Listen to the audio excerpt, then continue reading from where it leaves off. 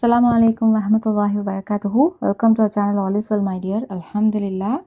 இன்றைக்கி நம்ம என்ன தெரிஞ்சுக்க போகிறோம் அப்படின்னா, சுன்னானா என்ன? ரசூல் ஸல்லல்லாஹு அலைஹி வஸல்லம் அவங்களுடைய வழிமுறை. அவங்க என்னெல்லாம் நமக்கு செய்யணும்னு செஞ்சு காட்டியிருக்காங்களோ, அவங்க வாழ்ந்து காட்டியிருக்காங்களோ, சொல்லி தந்திருக்காங்களோ, அதை அத்துணையையும் நம்ம பின்பற்றுறது மூலியமாக அல்லாஹ்வுடைய நேசத்திற்குரியவர்களாக ஆக முடியும். இது நம்மளுடைய கட்டாய கடமையும் கூட. அந்த வகையில் இன்றைக்கி தினம் நம்ம பின்பற்றக்கூடிய ரொம்ப எளிமையான சுன்னாக்கள். ஆனால் அதை நம்ம பெருசாக நினைக்கிறதில்ல, அதுக்கு பெரிய முக்கியத்துவமும் கொடுக்கறதில்ல. சில பேரை தவிர மற்ற அனைவருமே இதற்கு முக்கியத்துவம் கொடுத்து இதற்கான பிரதிபலனை தெரிஞ்சுக்கிட்டு நம்மளுடைய வாழ்க்கையில் தினம் அதை செயல்படுத்தணுங்கிறதுக்காக தான் இந்த வீடியோ. அதில் நம்ம முதலாவதாக பார்க்க இருக்கக்கூடிய சுன்னா என்ன அப்படின்னா, நற்செயலை குறைவாக செஞ்சாலும் அதை தொடர்ந்து செய்யணும். இதை ரசூலா சொல்லும்போது அல்லாஹ்க்கு ரொம்ப பிடிச்சமான செயல் எதுன்னு கேட்டால், குறைவாக இருந்தாலும் அதை தொடர்ந்து செய்யக்கூடிய நல்ல அமல்கள் தான், அந்த நற்செயல்கள் தான் அப்படின்னு சொல்லியிருக்காங்க. அப்போ நம்ம சின்னதாக செய்கிறோம் பெருசாக செய்கிறோம் அப்படிங்கிறது எப்போவுமே ஒரு எண்ணத்தை அற்பமாக எண்ணாமல் நம்ம செய்யக்கூடிய நற்செயல்களை தொடர்ந்து செய்யக்கூடியவர்களாக நம்ம இருக்கணும். இதுவும் ஒரு சுன்னா.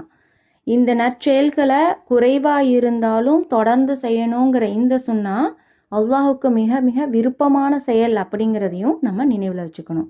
இதுக்கு அடுத்தது என்ன அப்படின்னா, இப்போ குடும்பத்துக்கு செலவு செய்கிறது அப்படிங்கிறது ஒவ்வொரு ஆண்மகனுடைய கடமையும் கூட.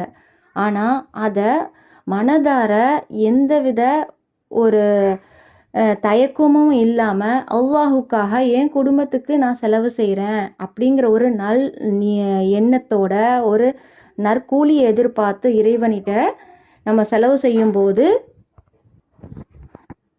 அது அவங்களுக்கு தர்மமாக அமையும் அப்படின்னு ரசூலா நமக்கு சொல்லியிருக்காங்க. அடுத்து என்ன அப்படின்னா, செவி ஏற்கிறது எல்லாத்தையும் அடுத்தவங்கள்ட்ட சொல்கிறத நம்ம தவிர்க்கணும்.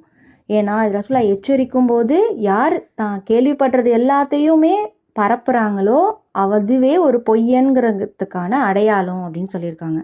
அப்போ அதில் இருக்கக்கூடிய உண்மைகளை தெரிஞ்சுக்கிட்டு தீர விசாரித்த பிறகு அதை நம்ம அடுத்தவங்களுக்கு சொல்லணுமா வேணாமாங்கிறத நம்ம யோசிக்கிறது ரொம்ப முக்கியம்.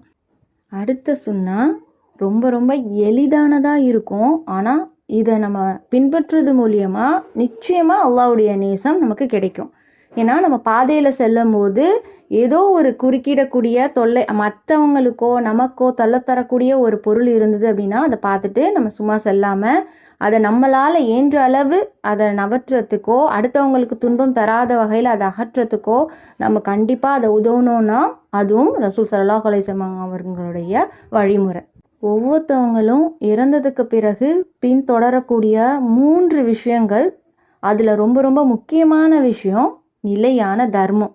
நம்ம இறந்ததுக்கு அப்புறம் நம்மளோட நன்மைகள் நமக்கு பின்னாடி வரணும் அப்படின்னா நிலையான தர்மம் செஞ்சுருந்தோம் அப்படின்னா நிச்சயமாக அது நம்ம இறந்ததுக்கு அப்புறமும் நம்மளை பின்தொடரக்கூடியதாக இருக்கும்.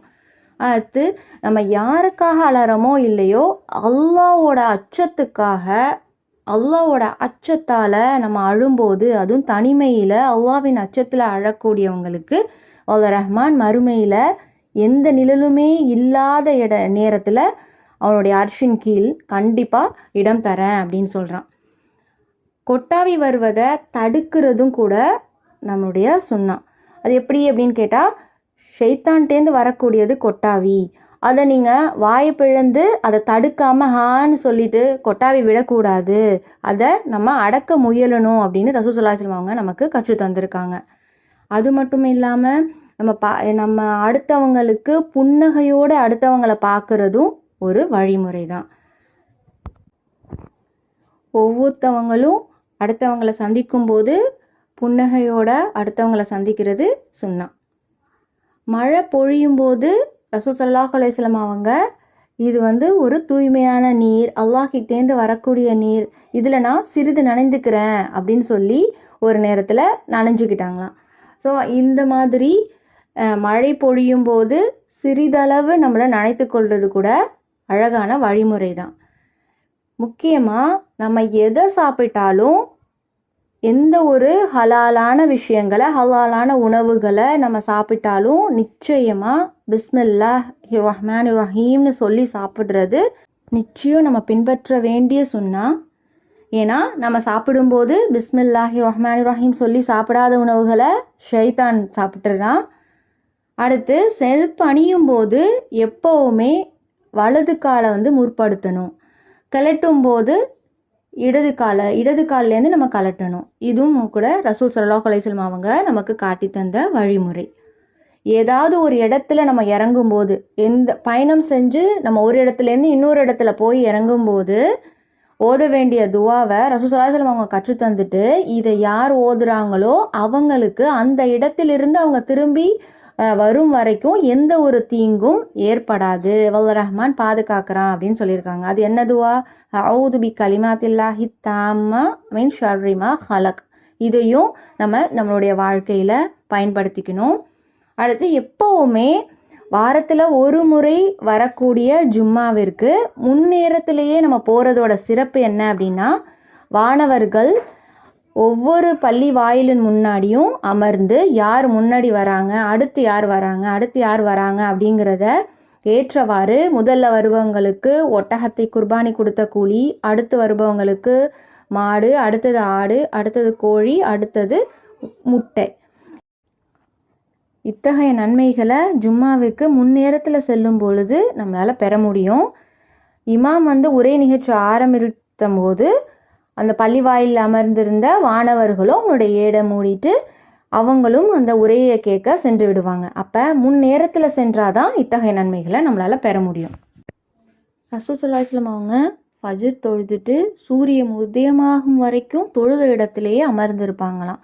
நம்ம எப்போவுமே தொழுத இடத்திலேயே அமர்ந்திருக்கிற நேரம் வரைக்கும் வானவர்கள் நமக்காக துவா செய்யக்கூடியவர்களாக இருக்காங்க, உளு முறிகிற வரைக்கும். இந்த சுன்னாவையும் நம்ம பின்பற்றணும். ஒவ்வொரு அத்தஹியாத் இருப்பிலையும் சலாம் கொடுப்பதற்கு முன்னாடி ரசூல் ஸல்லல்லாஹு அலைஹி வஸல்லம் அவங்க நிறைய துவாக்களை கேட்டிருக்காங்க. அது நமக்கான துவாவை அந்த நேரத்தை கேட்குறதுக்கு பயன்படுத்திக்கிறது ரொம்ப ரொம்ப முக்கியமான தருணம்.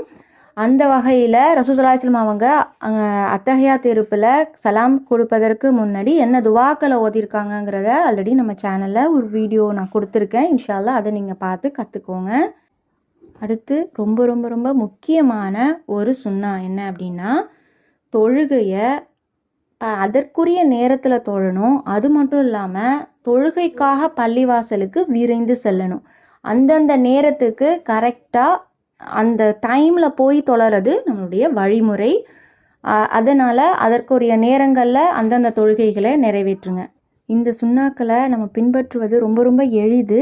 ஆனால் இதற்கான பிரதிபலன் நமக்கு என்ன கிடைக்கும் அப்படின்னா, அல்லாஹ்விடமிருந்தும் ரசூல் ஸல்லல்லாஹு அலைஹி வஸல்லம் அவங்களுடையதும் நேசம் நமக்கு கிடைக்கும். அதனால் ஒவ்வொரு நாளும் இந்த சுன்னாக்களில் கவனம் கொண்டு அந்த வழிமுறையை ரசூல் ஸல்லல்லாஹு அலைஹி வஸல்லம் அவங்களுடைய வழிமுறையை நம்ம பின்பற்றுவோம்.